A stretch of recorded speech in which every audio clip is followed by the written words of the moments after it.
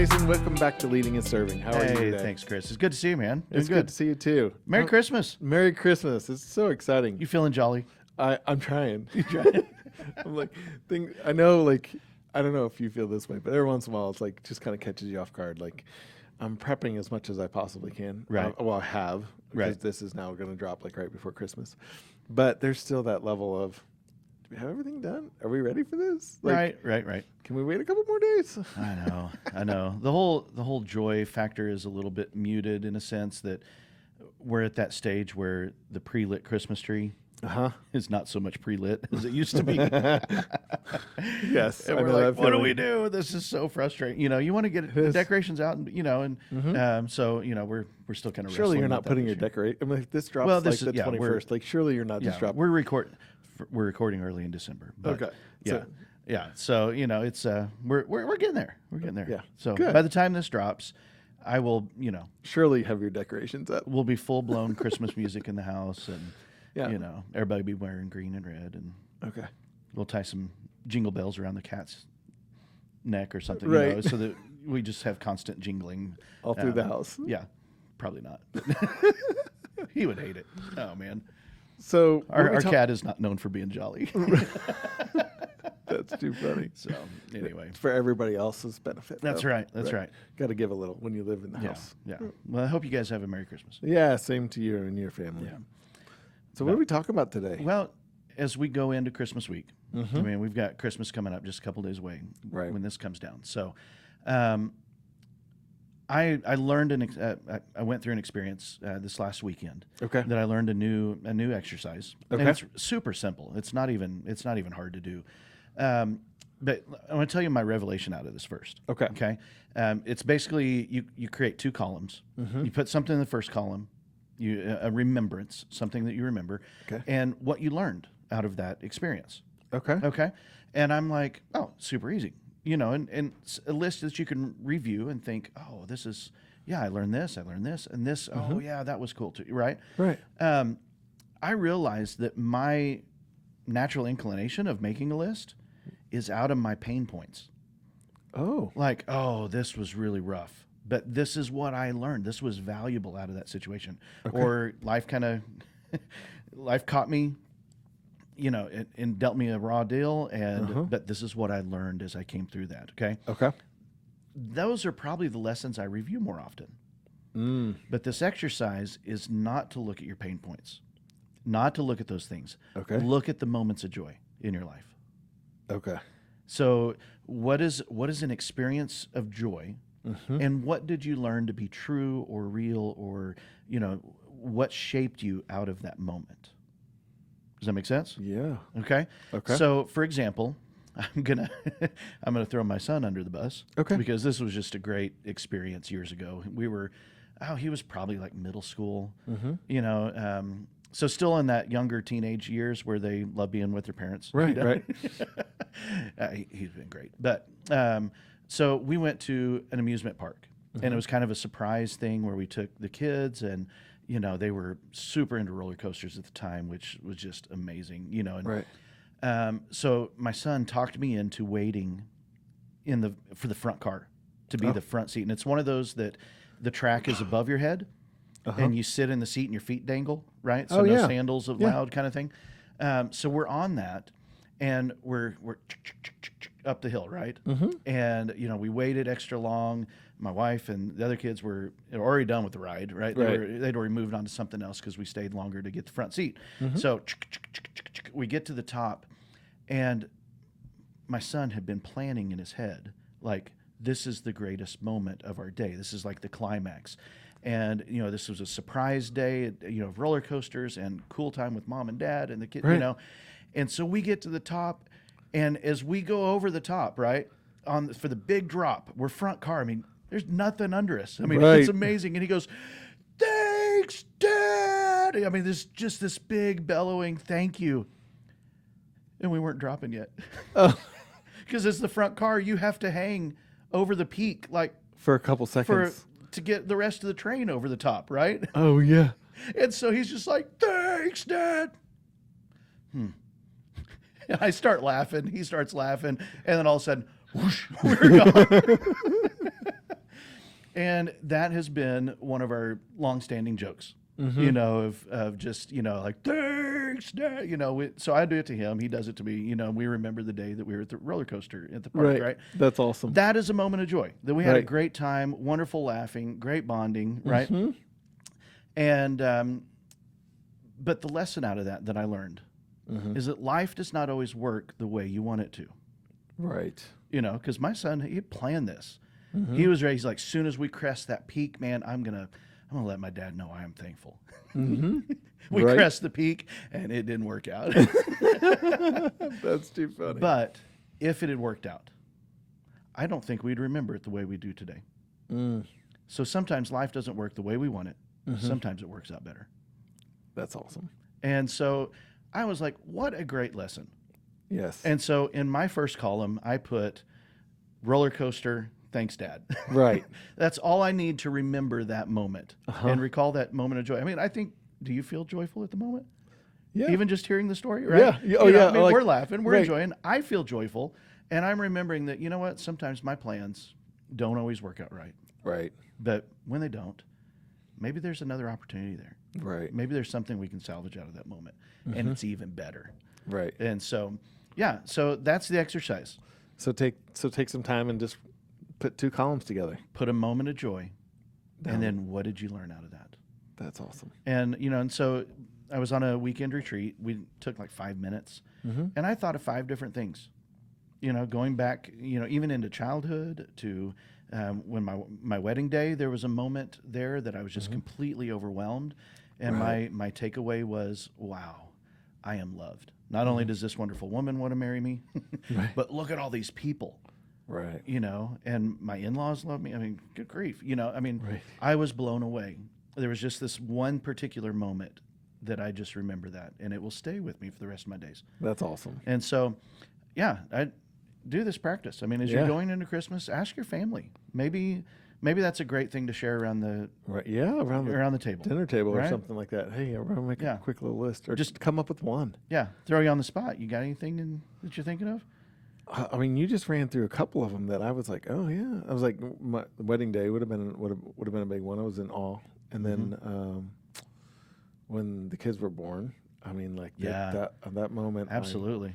my wife asked me a question and I still didn't answer it.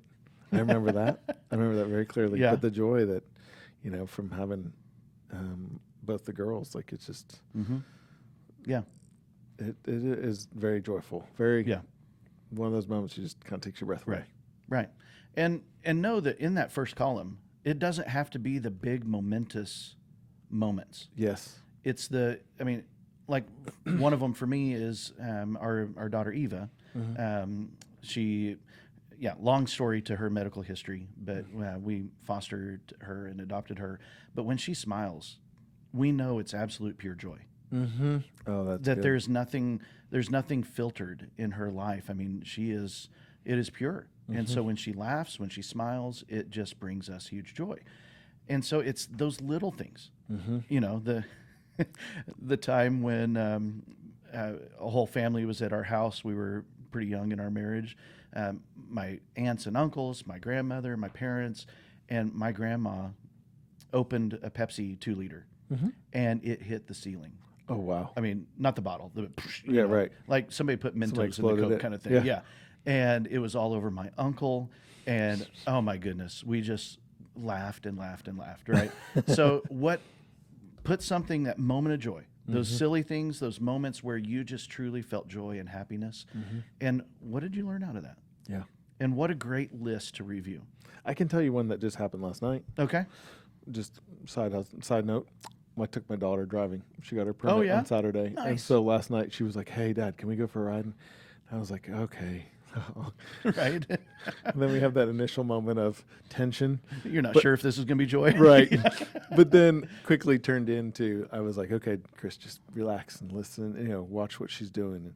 And I was able to praise her for several things that I was like, good job. Yeah. You're doing a great job. And I think that brought me joy because it was just like, I'm impacting her. Right. And Right. that always feels good to me. Yes. And just being able to raise our children. Yeah. So what did you learn in that? I learned I probably need to be a little bit more patient and just let her learn through life a little bit and just maybe encourage through life a little bit. Okay. Be patient. Don't let learning, you don't have to control the learning experience. Yes. Yeah. Mm-hmm. Very cool. Yeah. So it's good. So imagine having this list of joy and what you've learned. Right. And reviewing that periodically, quarterly, yearly, whatever, right? Whatever, yeah. But what a great week this week Yes. to sit down, list your joy and what you've learned out of it. That's good. So, That's real good. joy to the world. Joy to the world. I like that a The lot. Lord has come. Yeah. So we got an interview. We do. Yeah. So don't go off and start wrapping. Well, I mean, you could wrap Christmas presents could. while you're listening to this. So Yeah, totally. enjoy. So tell us who we got So coming. we have Dr. Dee Bonney, and that is his first name and his last name. That's right. Dee Bonney, and he is from Alpha Omega Wellness, and he is the doctor there, and he's got a lot of neat things going on, and I am super excited about him sharing those with us, and he's doing a lot of neat things in the doctoring world as well as growing in that space. Yeah. So Right on. I'm looking forward to chatting with him about that. All right. Listen to the interview and then go make your list of joy. Yeah. All right. We'll be back with you here in just a moment.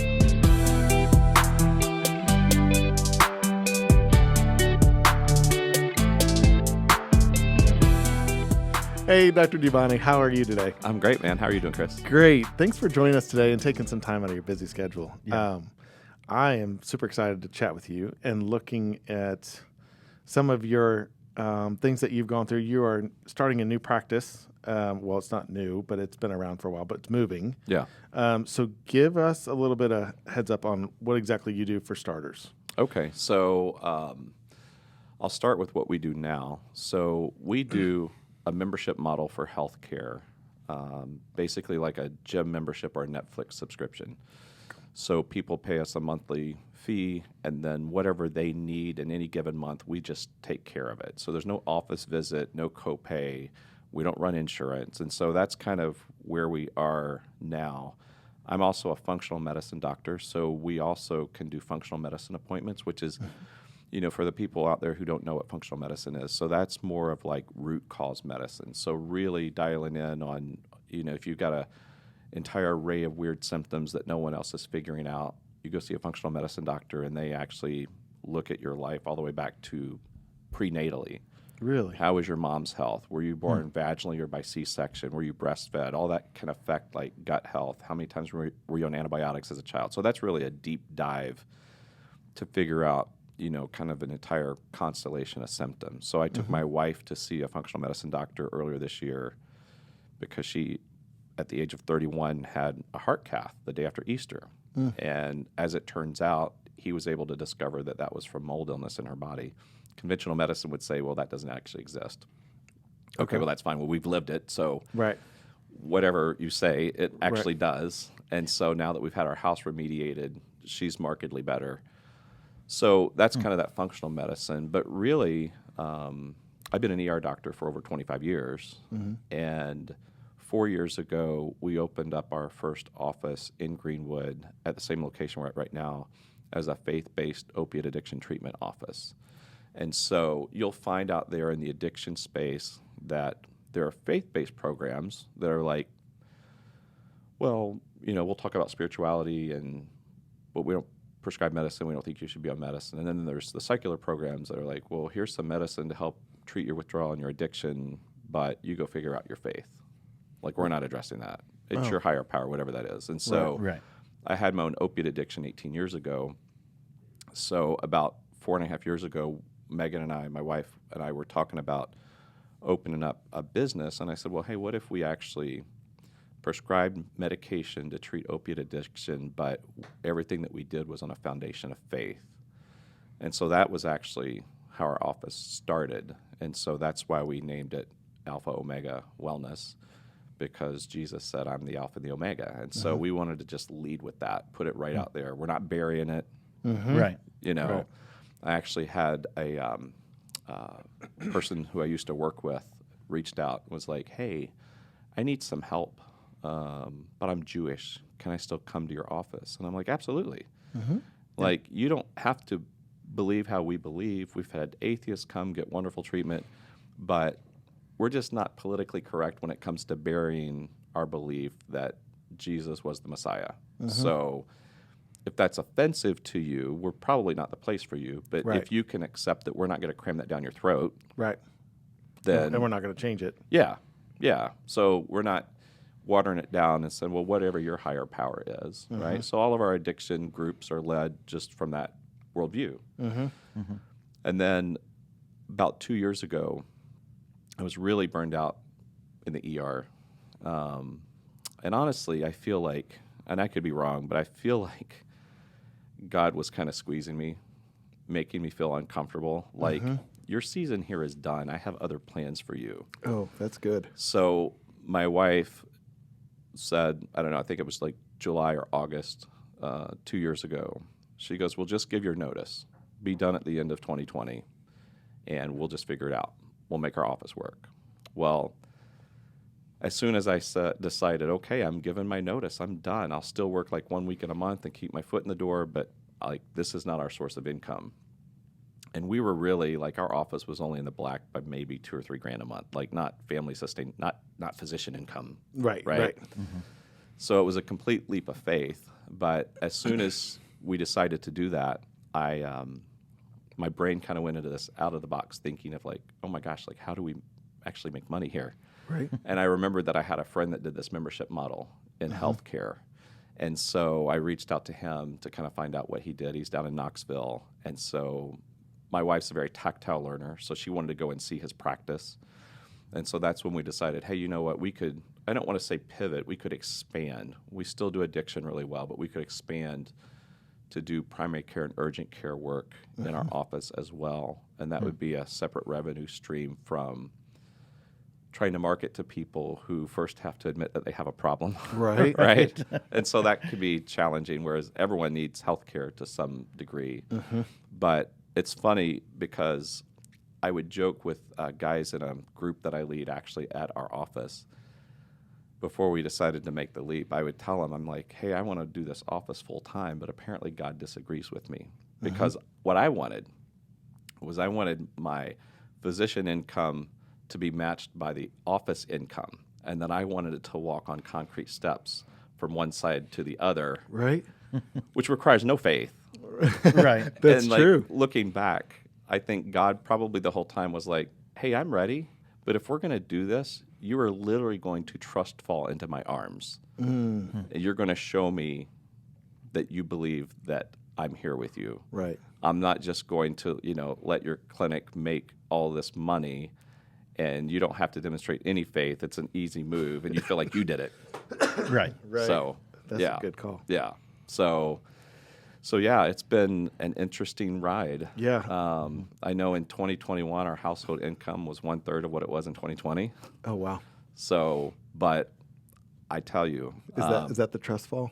that's the trust fall. That makes, yeah, it truly is. And, it's like, even if that income never came up, like, I'm the healthiest and happiest that I've been in my adult life, probably in all of my life. And so, really, like, it's a joy to go to work every day because I get to connect with people on a different level than just seeing them in the emergency department for their ankle sprain or their belly pain or their heart attack or their migraine. And so I think that's just God's busy at our office. So That's awesome. yeah. So I'm glad I wanted you to start there because I think that we need to know where you're at right now and just give us some hindsight on past years. Have you always wanted to be a business owner, or was this like you were in being a doctor and very successful at that, but like shifting to a business is a whole nother added avenue? So I think I always had entrepreneurial tendencies. I grew up doing martial arts, and at the age of not quite 16, I rented some space in a church and started my own karate school. Oh, wow. And so I remember I wasn't quite driving yet when that first opened. And so it basically, I made enough money to make my car payment, like, Right. And so then there weren't a lot of business ventures, but the venture that almost killed me was like 2002, 2003. My first wife and I and another physician and a physician assistant opened an urgent care down in southern Indiana. Oh, wow. And we didn't know what we were doing. Like, the three of us were like in healthcare and didn't know anything about running a business. Mm-hmm. So we leased this 5,000 square foot space. I had I forget, it was like a 300 or 400 gallon saltwater fish tank we put in the lobby. We paid, and it wasn't our money, right? Because we got a business loan. Oh, Right. Yeah. Yeah. So it's the bank's money. We paid a mural artist to paint like this seascape scene behind the reception desk, and we had 2 pediatric rooms that were each painted differently by this mural artist, and I bet it was gorgeous. yeah, and foolish. And honestly, like, that's how my opiate addiction started.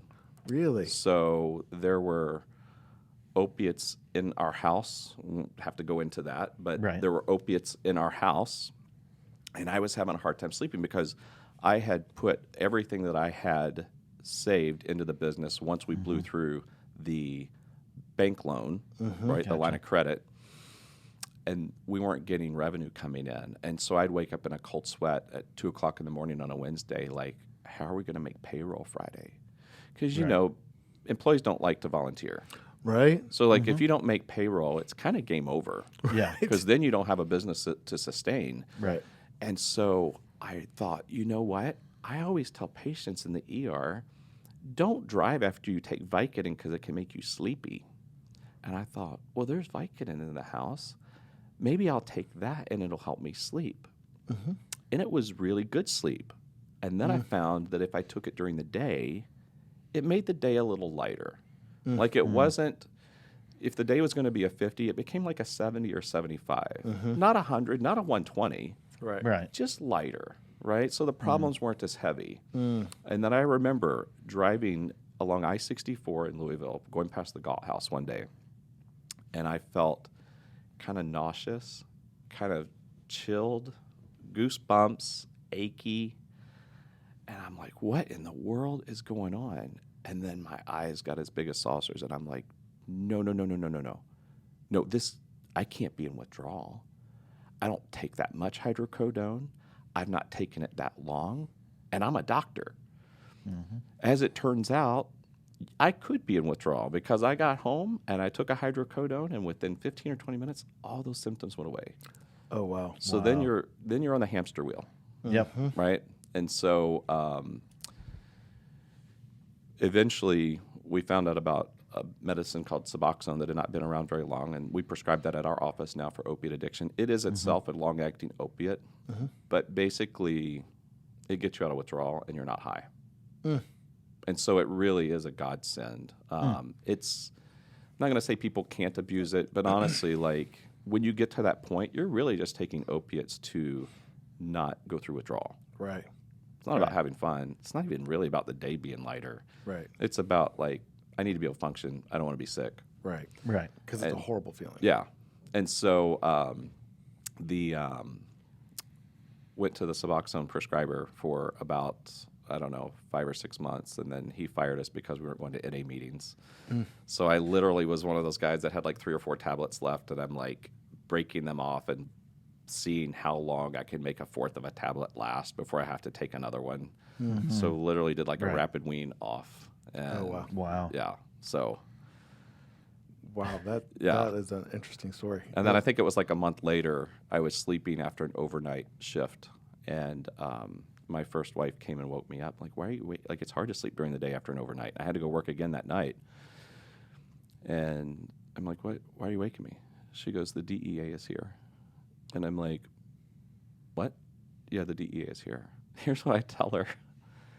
Well, tell them that I'm sleeping. I worked overnight and I have to work again like I'm sleeping. She goes, they're in our living room. I don't think they're going to take that for an answer. Oh, wow. Wow. So I got to have a very uncomfortable conversation with the DEA about diversion and writing scripts, and Oh, wow. yeah. So But that business is kind of what propelled you into a position that you kind of felt like you needed it. I really think so. And, you know, I mean, now looking back, I mean, I wanted to unplug because life was hard. Right.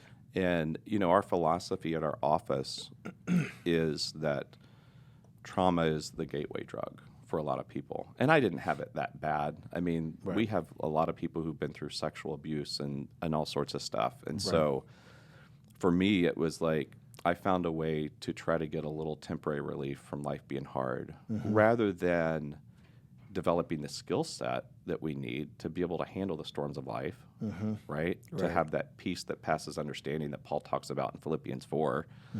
Like, I was a Christian. People can't see me doing the air quotes, but, I didn't have that relationship with Jesus. I just thought life was hard and you got to figure it out.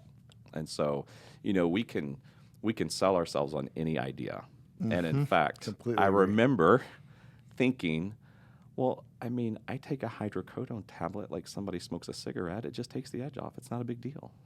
Oh, wow. Yeah. Wow. We can sell ourselves on any idea. Right. Yeah. Yeah. So from that business, obviously it didn't go well, right? Right. I mean, did it tank No, I mean, I kind of like exited stage left. Okay. And just kind of left one of the owners there to kind of run it. He ended up selling it to another business at some point, and I lost $100,000 on that I'll never get back. Right. But I just say that was my my PhD in business. Right. I was going to say, so what's one of the big learning tools that you walked away? Because obviously it didn't go as well as you thought it was going to. So you obviously learned something through the mix, right? So I think, not having the hubris that you know it all, for one, definitely seeing the advantage of trying to do life more of the Dave Ramsey way. We're not completely debt free, but we're working towards that. And truly, like, dumping a lot of debt is what has made it even possible at all for me to step away from the ER and just focus on our business. Because we were at a point that was like, this isn't going to grow until I can feed and water it. Right. And you only have so much bandwidth. Right. And so, so that was a huge learning point. And then just not using debt to start a business, grow a business. I mean, we took money that was ours and seeded it with, I don't know, $10,000, $20,000. And you make decisions differently. You do.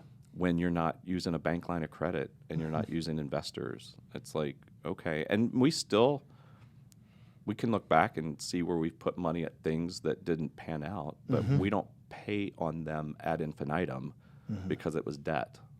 Yeah. And so I know Dave Ramsey always talks about how a lot of his ideas, they don't pan out, but he doesn't pay for them over and over again. Right. So I think that's been a huge thing. And then honestly, like, we started that urgent care to make money and to get out of the ER. And I'm a capitalist. I'm not opposed to making money. Right. But Megan and I have never made decisions in this business based primarily on the financial aspect. Like, it is a factor in how we decide to do the business. Right. Sure. But it is never the factor.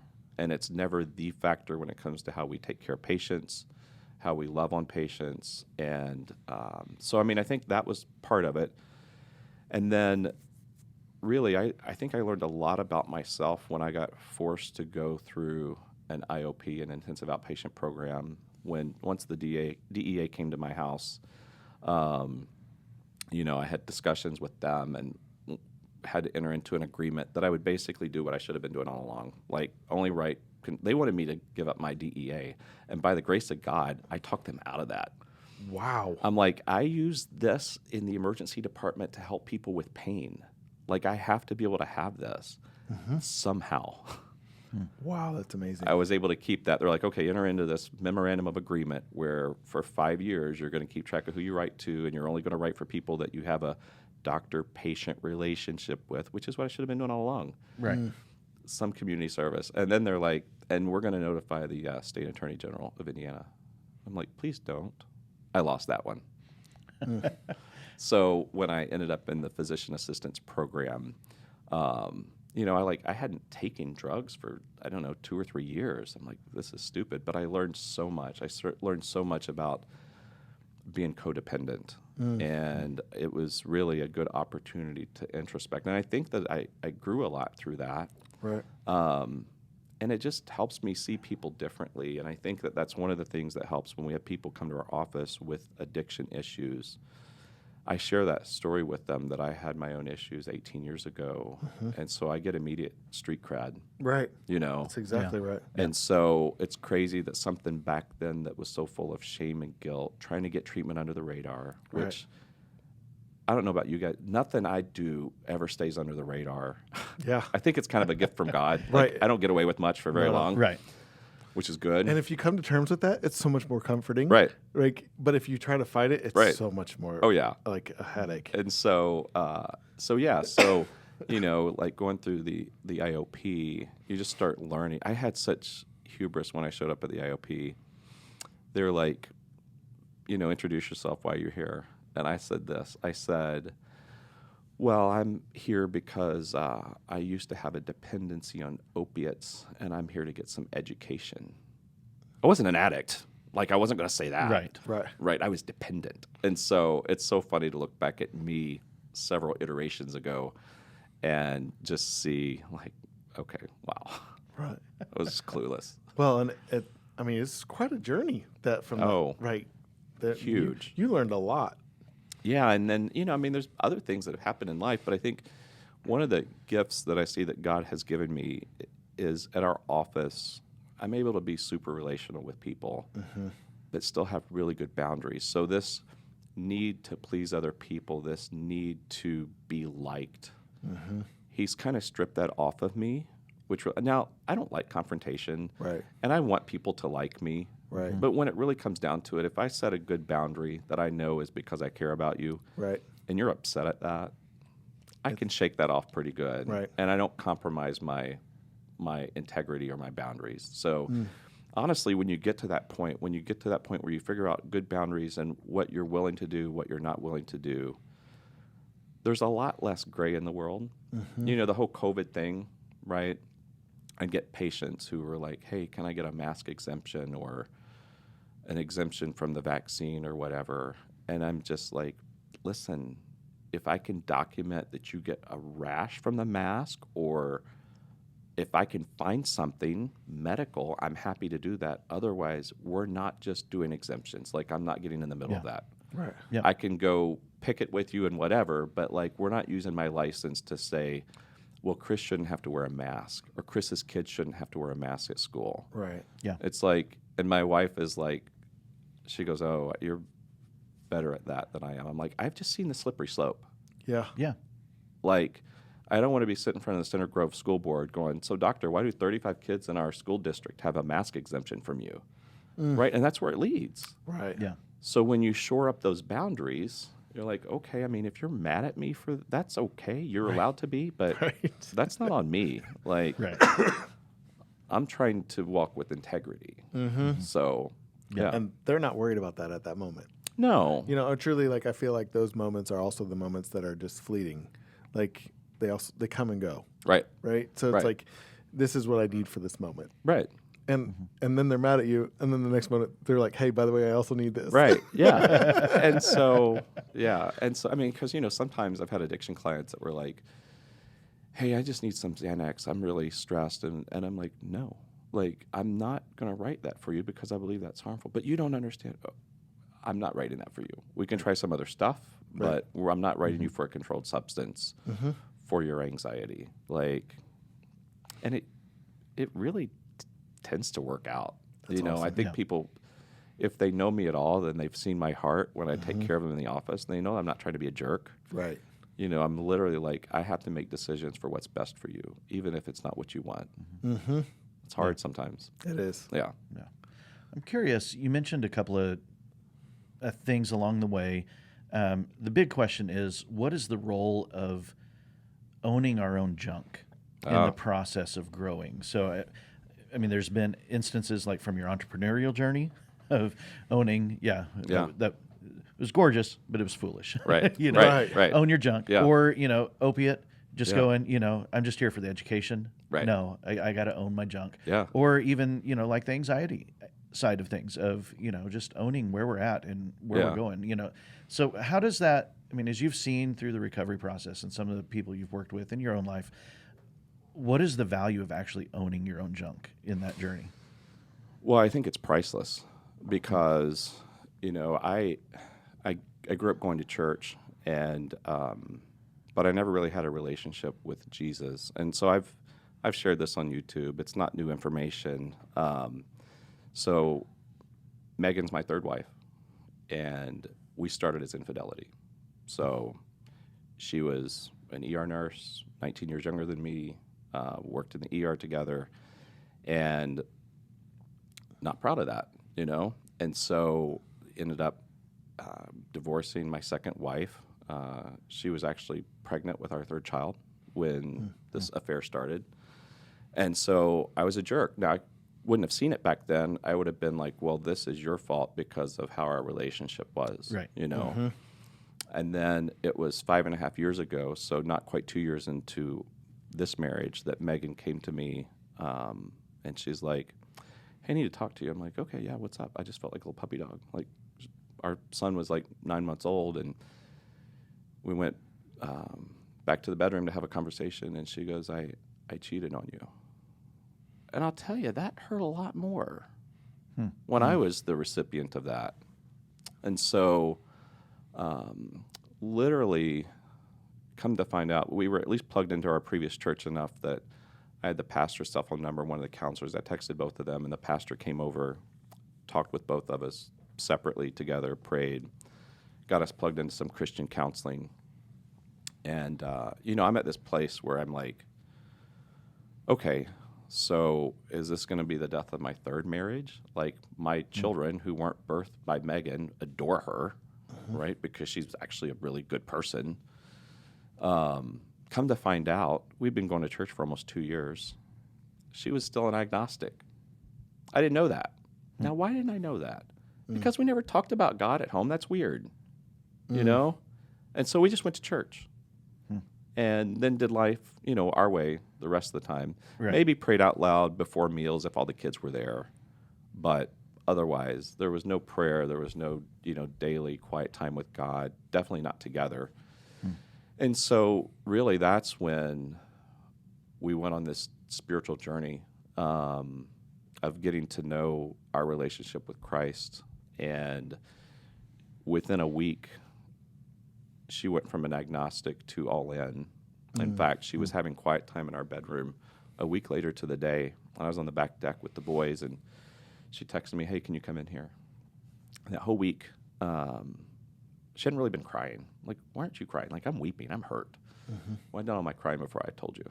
And so I find her, like, weeping and saying, I'm sorry, I'm sorry, I'm sorry, I'm sorry. She told me later that that was when she realized that she had a relationship with God.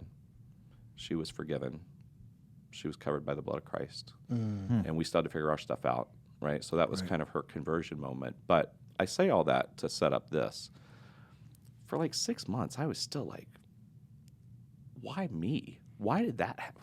Like, because we hadn't grown apart, right? She was just putting attention in that God-shaped hole in her heart. We hadn't grown apart. There were still photos of us on date night, and I was still doting on her. And I was actually putting her up on a pedestal because she's beautiful and 19 years younger than me, and I thought I was hot stuff. And then about 6 months later, I'm driving home, and I think I must be thinking about this. And the Holy Spirit's like, hey, yeah? Didn't you leave your previous wife for this person that you knew was capable of infidelity? Oh. So now what you're telling me is this pain that I'm going through is a product of my bad decision, my sin, right? Yeah. So, I mean, it doesn't take responsibility. She's still responsible for what she did, but now I'm sleeping in the bed that I made. Yeah. And so I think that was just one of those times when I'm like, okay, I have to own this, right? Because I'm not a victim. Right. See, anytime we have that victim mindset, we don't heal, we don't get better, we're powerless, right? That's good. And I think that for me, I hadn't found the path to not being a victim in this because I hadn't mistreated her, we hadn't grown apart, right? And so I just but once that came to me, it was like, oh, okay. So now when this pain flares up or something triggers that, yeah, I still got to deal with that pain. Right. But I can, if I go back enough steps, I'm complicit in this. You know, same thing with the failed business. And so, but I'll tell you what's happened. Now I've become a man that I would want my 5 boys to grow up to be. And I'm able to talk to them about owning your crap. Right. Right? Right. Which Like, is huge. Yeah, like when a sports figure does that, like I'll point that out, and then I just talk to them about, like, listen, own your mistakes. Yeah. Like, just lean into them, just accept them. If we ask you about something that happened, say, yeah, I did that. And because we can't grow, like nothing grows in the dark. Right. Fungus, Right. right? Mold. Yeah, but you need these things brought to the light. So I mean, I think to answer your question, that's really what my journey has told me is like I need to own my part of it and then some, really, because if we look deep enough, we probably are responsible for more than what we would initially say. And so, I don't know, I think that's helped me a lot to be the person that I am now. It's like, and I find that since I had a relationship with Jesus and I've learned how to introspect and grow, now there's still pain in life, right? But a lot less of it is at my own hand. Right. Right? Yeah. Like life is still hard. Right. We live in a broken world. Right. It's But Right. at least I'm not dealing out my own pain in spades anymore. right. Yeah. Right. That's good. And not leaving a wake of pain behind me. Henry Cloud, I think it was Henry Cloud, wrote a book called Integrity, and he talks about that we all have a wake behind us. We have like a personal wake and a business wake. And so that's one of the things that I do if I'm going to try to get into a business relationship with someone is I try to vet what's their wake look like. Like now, with the understanding, my wake now is a lot different than what it was 8 years ago. Right. So people can change. Totally. And, you know, what we went through in our marriage prompted me to go back to grad school to work on my master's in pastoral counseling. Still 3 credits shy, but I've learned a lot. And so I love being able to help people with their relationships. And Megan and I are able to help people. And I would normally say, don't take marriage advice from a dude on his 3rd marriage, but for God. Like what he has taught us and where we are, because now today we have a relationship I'd put up against anyone's pastor, counselor, Billy Graham, whatever. Like Megan and I stay in this place of like keeping each other's cups filled, right? Our kids say that we fight with love because we're like, no, you're not going to do that for me. I'm going to do that for you. Like we try to outserve each other. That's awesome. You know? And so we did not have that before 5.5 years ago. I mean, I would have said we had a good relationship, I thought, but I didn't know what we could have. That's good. You know? And so.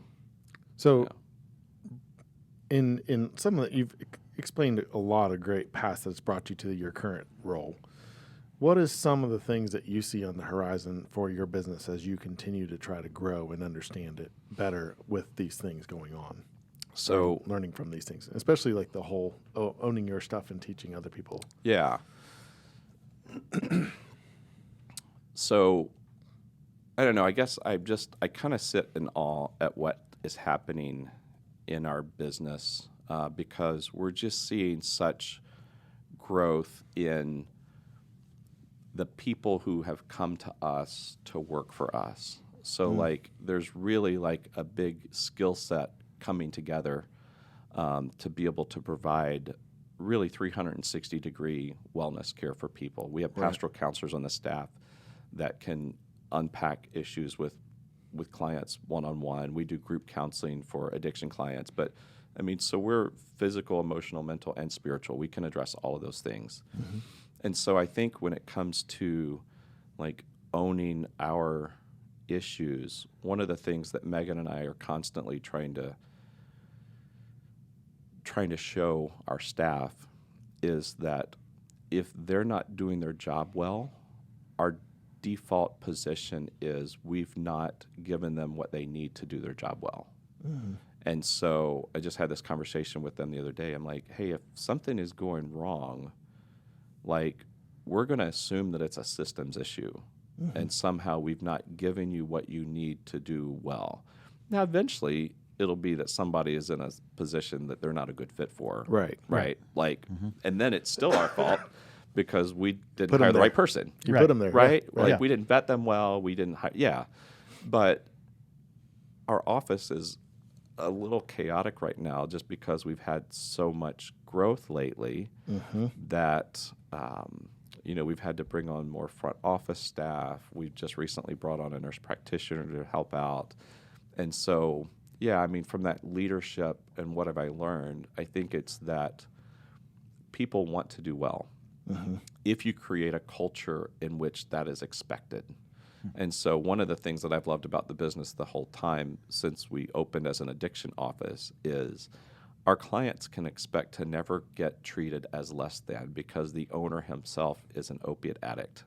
So what my staff is going to talk down to somebody Right. because they struggle with addiction, Right. like, and so that's the team that we're building. And I think Megan and I feel like that we do, the feedback that I get from our staff is that we do a good job of being approachable, that we do a good job of creating a culture in which it's fun to come to work. So even in the middle of the chaos, like, we have fun together. That's awesome. We don't take ourselves too seriously. I think that's the key. It's like one of our new hires, she told her husband that, yeah, I've never worked with a doctor who was this kind. And I don't say that to pat myself on the back. I think it comes down to, like, I don't care about the doctor title. Yeah, it's what I do. Right. But, I mean, I'd rather have fun at work, and I think in the emergency department, very much it's a team sport. And I think Megan and I both coming from the emergency department, we translate that into the office. Right. So there's not this huge hierarchy of, Right. the staff. I mean, so I'm dad and Megan's mom, right? And our office manager is Aunt Debbie. Like, Right. Right. we hired a guy named Jonah Wolf, and Megan and I just finished watching Ozark, and there's Jonah Bird on there. So he's Jonah Bird. He's Jay Bird at the office. So That's hilarious. he actually has changed his name on Facebook to Jonah Bird. His wife is like, "What are you doing?" Yeah. That's hilarious. But that's just I think it's important to have a fun culture and yet still do the job well Right. and take good care of the people.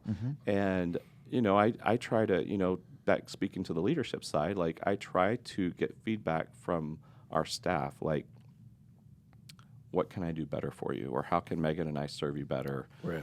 Like, what do you need from us? And, sometimes it's been like, we're not necessarily great at communication in the midst of the chaos of, like, these are the things that are changing because everything's moving pretty fast. And Right. It's hard to keep up with it. I feel like that we're driving the bus as we build the bus, and then we're doing maintenance on the bus.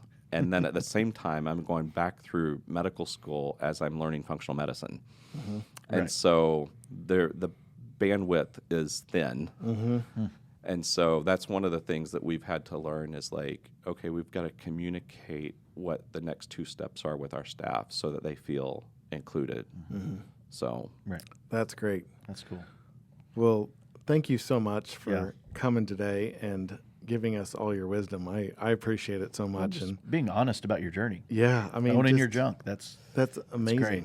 I great. think there's so much power in that, There right? truly is. Yeah.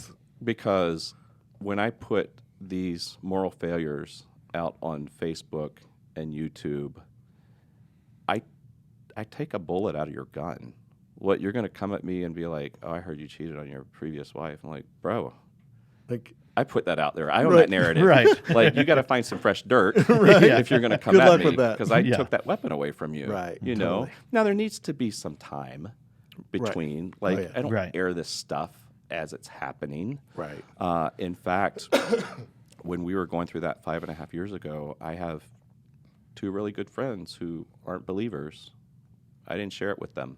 I didn't want wisdom coming in from other angles, And so I think there needs to be some healing. If I were, 2 weeks into my recovery, from Right. opiates, I don't think I'd be blasting that on social media. Right. Right. At least Right. not the way that I have. Mm-hmm. But when there's been some tincture of time and some healing, and you put it out there, then my goal is like through that transparency of what Megan and I have been through, like we want to have impact. Mm-hmm. You know, we want to have Right. impact in the world. And I think that if we're always hiding behind a facade that we always get it right, Right. It's hard to do. it's hard to have impact. It because totally is. You know, the only reason Dave Ramsey has a platform is because he went bankrupt in the 80s. Right. Right. If he's born with a silver spoon in his mouth, it's like, okay, well, you're just another rich dude telling me how to handle money. Right. I mean, Yeah. Right. you know, and so in the marriage space, in the addiction space, I feel like that's a place where we can actually help people to heal. So, Yeah. So if we have people that want to reach out to you or try to find you, like what's the best way for them to reach out and find you? so probably the best way is to call or text the office, Okay. What's the number? 317-300-4091. Okay. It is kind of nice that if you don't like to talk on the phone, you can actually just text now. Oh, nice. And then so our you can call or text? Yeah, call or text. Great. And then our website is pretty straightforward, alphaomegawellness.com. .com. Yeah. Okay. All right. Well, thanks so much again for coming and spending time with us today and sharing your story. That's an amazing, is great insight to Yeah. your journey and how impactful you are now. And so I'm super excited about your growth. Well, That's thank coming. you. And I appreciate you guys having me. It's an honor, honestly, really. Yeah. So, thank you. Glad Thanks. to. All right. We'll be All right. back with you guys here in just a moment.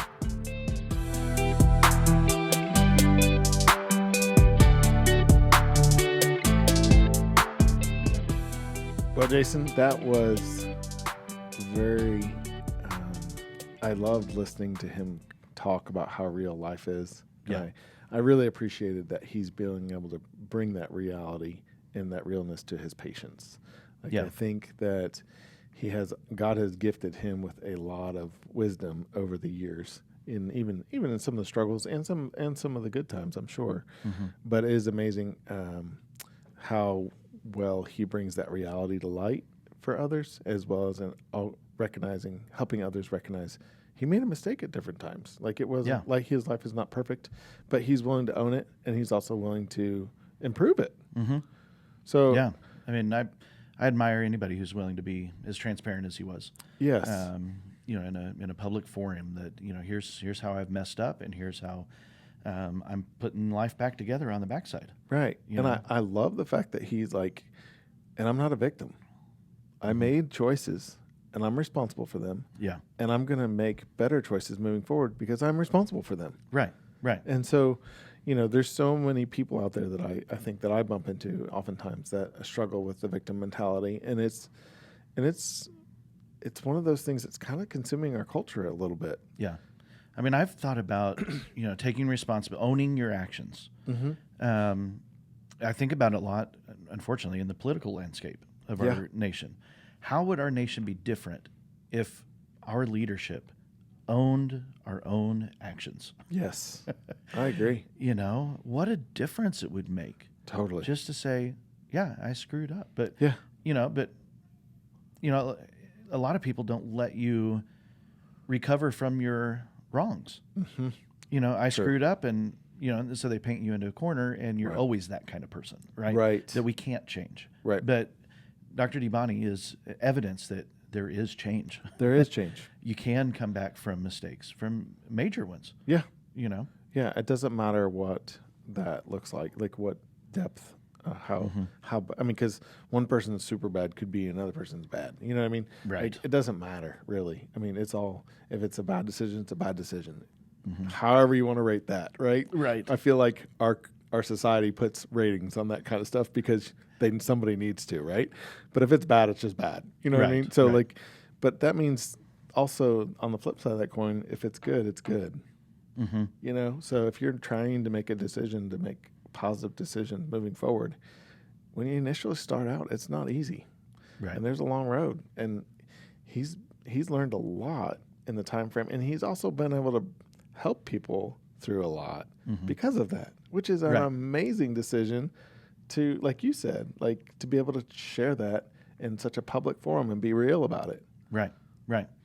Well, and I'm just putting two and two together now because we, you know, full transparency, when we record the interview was prior to us recording the intro and the outro today, right? Right. And so I'm just now thinking about, we started this episode with the joy experience, right? Right.